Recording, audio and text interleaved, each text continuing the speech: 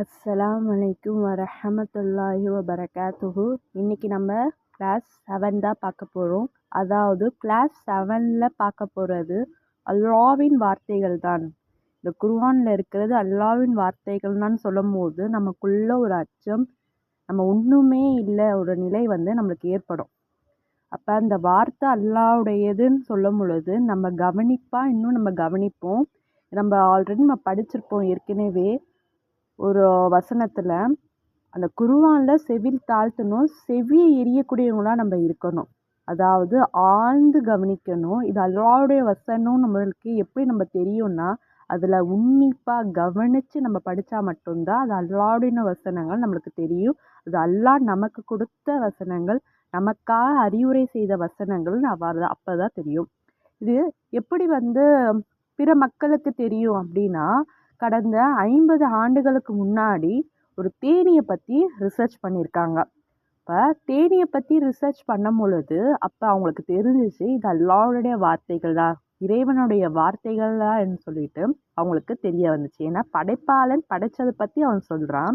இப்போ படைச்சவனுக்கு தானே தெரியும் அது எப்படின்னு சொல்லிட்டு. அப்போ படைப்பாளன் சொல்கிறான் எப்படின்னு சொல்லிட்டு சொல்கிறான். ஆனால் இது 1500 வருடங்களுக்கு முன்னாடியே அல் குர்ஆனில் சொல்லப்பட்டது. ஆனால் மனிதர்கள் 50 ஆண்டுகளுக்கு முன்னாடி தான் தேனீயை பற்றி ரிசர்ச் பண்ணுறாங்க.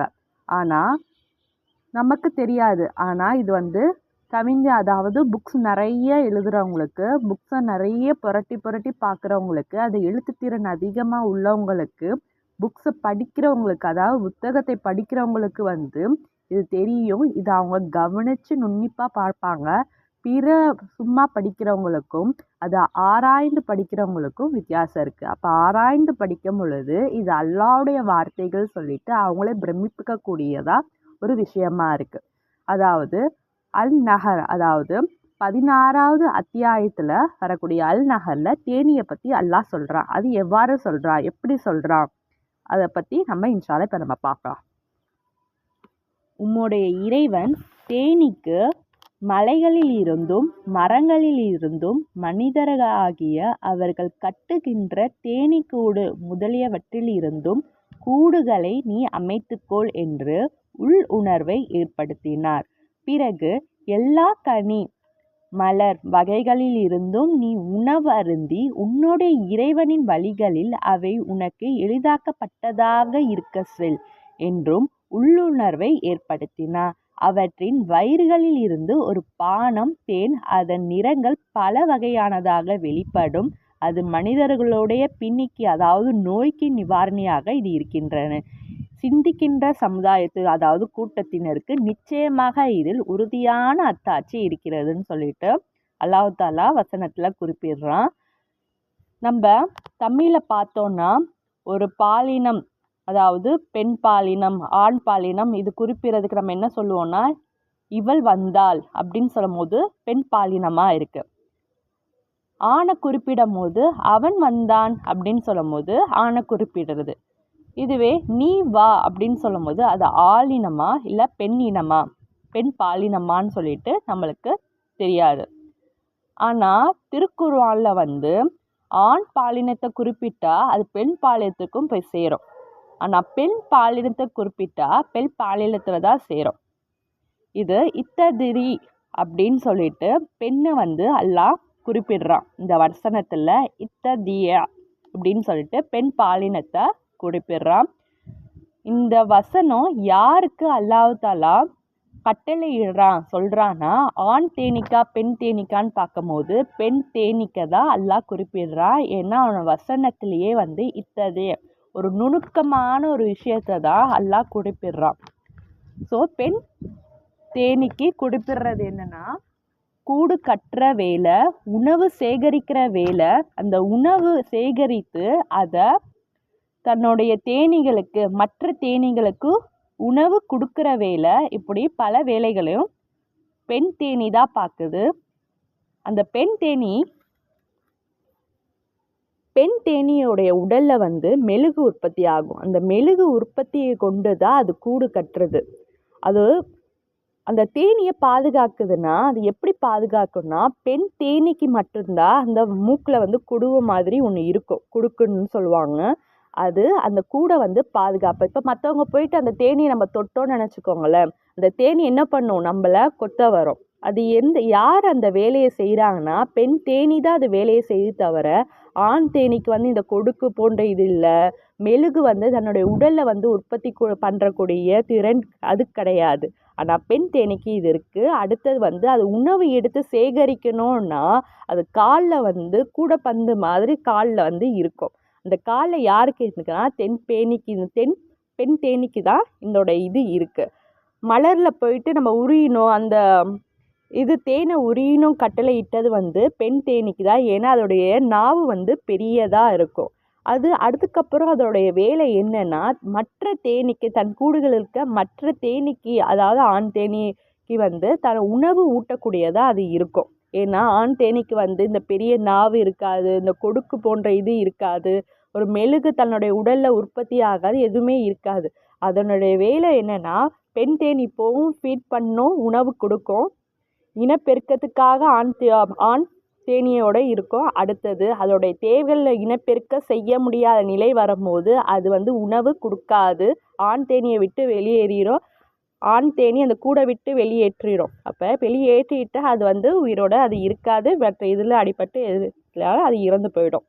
ஸோ இதுதான் அந்த தேனியோட வேலை. அந்த தேனிக்கு வந்து அல்லாஹ் கட்டளையிடுறான், பெண் தேனிக்கு தான் வந்து இதை கட்டளையிடுறான். 1500 வருடங்களுக்கு முன்னாடியே வந்து திருக்குர்ஆன்ல அல்லாஹ் குறிப்பிட்டான். அப்போ இது அல்லாஹ்வுடைய வார்த்தைகள் தான் என்று மனிதர்களுக்கு புரிய வருது. அடுத்தது வந்து ரோம் அரசு. இதில் வந்து அல்லாஹ்வுடைய வார்த்தைகள்னு சொல்லிட்டு ஃபஸ்ட்டு 3 வசனம், அதாவது 3 வசனத்தில் வந்து அல்லாஹ் குறிப்பிடுறான். என்ன மாதிரியான விஷயத்தில் குறிப்பிடுறான் நம்ம பார்ப்போம். அதுக்கு முன்னாடி ரோம அரசு பற்றி நம்ம பள்ளிக்கூடத்திலே நம்ம படிச்சிருப்போம். இப்போ அதை வந்து அல்குர்ஆன் வந்து ஒரு லெசனாகவே நமக்கு சொல்லுது. அது ஃபஸ்ட்டு நம்ம எப்படி பார்ப்போம்னா, அலிஃப் லாம் மீம், பாரசீகர்களால் ரோம் வெற்றி கொள்ளப்பட்டது. அப்பூமியின் அருகினில் உள்ள பாரசீகரால் ரோமர்கள் தம் தோல்விக்கு பின் விரைவில் மீண்டும் வெற்றி அடைவார்கள்னு சொல்லிட்டு திருக்குர்ஆன் சொல்லுது. அதாவது பாரசீகர்கள் வந்து வெற்றி அடைகிறாங்க, ரோமர்கள் வந்து தோல்வி அடைகிறாங்க. ஆனால் பாரசீகர்கள் அங்கே இருக்க மக்கள் எல்லாம் ரொம்ப வந்து ரோமர்கள் பார்த்து ஏளனுக்குள்ளாகி இருந்தாங்க. ஏன்னா ரோமர்கள் வந்து வேதத்துக்குரியவர்கள், வேதம் இருந்தும் இவங்க தோல்வி விட்டுறாங்க. பாரசீகர்கள் வந்து எப்படின்னா மற்ற மதத்தை பின்பற்றக்கூடியவங்களா இருந்தாங்க. ஆனால் ரோமர்கள் எப்படி இருந்தாங்கன்னா வேதத்தை மற்றும் பின்பற்றக்கூடியவங்களா இருந்தாங்க. அப்போ வேதத்துக்குரியவங்க வந்து தோல்வி விட்டுருக்குறாங்கன்னா இப்போ நபி ஸல்லல்லாஹு அலைஹி வஸல்லம் அவங்க வந்து வேதத்துக்கு பொய்யானவங்க, அவங்களுடைய வேதம் பொய்யானதுன்னு சொல்லிட்டு அவங்க கேலி பண்ணுறாங்க ரோமர்கள் பார்த்து. அப்போ அல்லாஹ் வந்து இந்த திருக்குர்ஆனில் சொல்கிறான், பாரசீகர்கள் தோல்வி அடைவாங்க 10 ஆண்டுகளுக்குள்ள. ரோமுடைய ஈரான், ஜெருசலம், ஜோர்டான் இது எல்லாமே வந்து பாரசீக வந்து சிறைப்பிடிச்சிச்சு. அதுக்கப்புறம் வந்து ரோமாபுரி வந்து 10 வருடங்களுக்குள்ளாகவே வந்து அது வெற்றி காணுச்சு, திருப்பியும் சிறைப்பிடிச்சிச்சு. அது உமர் அலி வந்து அவங்களுடைய காலத்தில் ரோமை வந்து மீட்டெடுக்கிறாங்க. அதாவது ஜெருசலம், ஈரான், ஜோர்டான் இதெல்லாம் வந்து அவங்க மீட்டெடுக்கிறாங்க. ஆனால் அல்லாஹ் வந்து திருமறை குர்ஆனில் அந்த போர் எங்கே நடந்துச்சு, ரோமபுரிக்கும் பாரசீகத்துக்கும் வெற்றி காணப்பட்டுச்சு இல்லையா, அந்த போர் எங்கே நடந்துச்சுன்னு சொல்லிட்டு அல்குர்ஆனில் வந்து அல்லாஹ் தெளிவாக கூறுறான். ஆனால் அதை உன்னித்து கவனித்தா இது அல்லாஹ்வுடைய வசனங்களாக வந்து நம்மளுக்கு தெரிய வருது. அந்த வசனத்தில் ஃபீ அத்ன அல் அர்தி இப்படின்னு சொல்லிட்டு போட்டிருக்கு. அத்னா அப்படின்னா என்னென்னா தாழ்வான பகுதி. அப்போ ஃபீ அதனல் அர்லினா பூமியில் தாழ்வான. அப்போ பூமியில் தாழ்ந்துன்னு சொல்லும் போது பூமியில் உயர்வான பகுதி என்னன்னா எவரெஸ்ட். ஸோ எல்லாருக்குமே தெரியும் எவரெஸ்ட், நம்ம பள்ளிக்கூடத்தில் நம்ம படிச்சிருப்போம் எவரெஸ்ட். அது கடல் மட்டத்தில் இருந்து எவரெஸ்ட் வந்து 9 கிலோமீட்டர் தூரத்தில், அதாவது அவ்வளோ ஹைட்டு, அவ்வளோ நிலப்பரப்பு உயர்வாக இருக்கும் கடல் மட்டத்தில் இருந்து. ஆனால் பூமியில் தாழ்ந்து அல்லாஹ் கூறுறான்னா கடல் மட்டத்திலிருந்து 430 மீட்டர் குறைவானதுன்னு பார்த்தா டெட் சீன்னு சொல்லுவாங்க. அதாவது கடல் வந்து டெட் சீன்னு சொல்லுவாங்க. அங்கே தான் வந்து ரோமுக்கும் பாரசீகத்துக்கு வந்து போர் நடக்குது. அந்த போர் நடந்து 10 வருடங்களுக்குள்ளாகவே வந்து அவங்க வெற்றி பெறுறாங்க. இது அல்லாஹ் திருமறை குர்ஆன்ல முன்கூட்டியே அறிவிக்கக்கூடிய விஷயமா இருக்கு.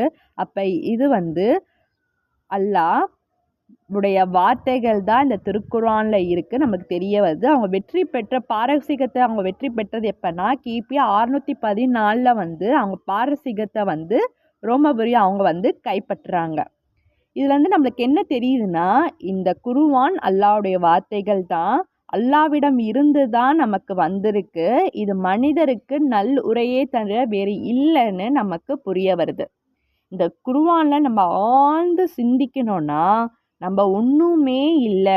அதாவது கடந்த வகுப்புல நம்ம பார்த்துப்போம். என்னென்ன நம்ம பார்த்துருப்போம்னா, நம்ம ஒண்ணுமே இல்ல. குர்ஆன் முன்னில நம்ம ஒண்ணுமே இல்லன்னு சொல்லிட்டு நம்ம உறுதியா இருக்கணும். நம்ம கடந்த கால அனுபவம் எல்லாம் இருக்கணும். அது எல்லாத்தையும் விடுத்து குர்ஆன் ஒண்ணுமே அதாவது நம்ம ஒண்ணுமே இல்ல குர்ஆன் முன்னிலையில அப்படின்னு சொல்லிட்டு நம்ம குர்ஆனை அணுகக்கூடியவங்களா இருக்கணும். முன் அபிப்பிராயம் எதுவுமே இல்லாம குர்ஆன் பத்தி எந்த ஒரு அபிப்பிராயமே இல்லாம குர்ஆனை முதல் முறையா திறந்தா என்ன ஒரு நிகழ்வு நமக்குள்ள ஏற்படுமோ அப்படி நம்மளுக்கு ஏற்படுத்தணும்.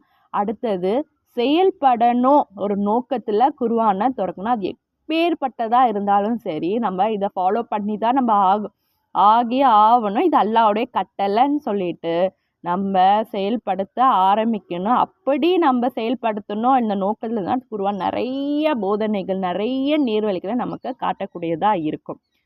அதுலேருந்து இப்போ கெட்ட சிந்தனையில இருந்து இப்போ குர்ஆனை பற்றி நல்ல ஒரு சிந்தனைகள் வராமல் இருக்கணும், கெட்ட சிந்தனைகள் வராமல் இருக்கணும் அப்படின்னா சைத்தானிடம் இருந்து பாதுகாப்பு தேடணும். அப்போ ஓதும் போது அவுது பில்லாஹி மினஷ் ஷைத்தானிர் ரஜீம் இந்த உள்ளார்ந்து நம்ம கூறி அதை குர்ஆனை தொடக்கூடியதாக இருக்கும். ஷைத்தான் நம்மளை வழி கெடுக்க மாட்டான். அல்லாஹ்வோட உதவி கொண்டு நம்ம குர்ஆனை ஓதலாம். குர்ஆன்லேருந்து பல வார்த்தைகள் பல அர்த்தங்கள் நமக்கு புரியும். அது அல்லாஹ்வுடைய வார்த்தைகள்னு சொல்லும் பொழுது அது உன்னிப்பாக நம்ம கவனிக்கக்கூடியவங்களாக இருப்போம். அப்போ குர்ஆனே சொல்லுது, கெட்ட சிந்தனை எண்ணம் இதாவது இருந்துச்சுன்னா என்னை அணுகவே எனக்கு நான் எதுவுமே உனக்கு கொடுக்க மாட்டேன்னு சொல்லிட்டு திருக்குர்ஆனே கூறுது. அதாவது நம்ம நல்ல சிந்தனையோடு நம்ம அணுகுனா நம்ம இது அல்லாஹ்வுடைய வார்த்தைகள் தான், இது அல்லாஹ்விடம் வந்த வேதம் சொல்லிட்டு ஒரு அச்சம் நம்ம மனதில் இருந்தால் நம்ம என்ன பண்ணுவோம், அந்த குர்ஆனை நல்ல முறையில் அணுகக்கூடியவங்களா இருப்போம். ஸோ இது வரைக்குமே நம்ம என்ன பார்த்துருக்கோம்னா, இது அல்லாஹ்வுடைய வார்த்தைகளுக்கான சான்றுகளை நம்ம 2 வசனங்களை கொண்டு அதாவது 2 அத்தியாயத்தை கொண்டு நம்ம நிரூபிக்கக்கூடியவங்களா இருக்கும். இன்ஷா அல்லாஹ் இனி வர வகுப்புல என்னன்னு சொல்லிட்டு நம்ம பார்க்கலாம். அஸ்ஸலாமு அலைக்கும் வரஹ்மத்துல்லாஹி வபரகாத்துஹு.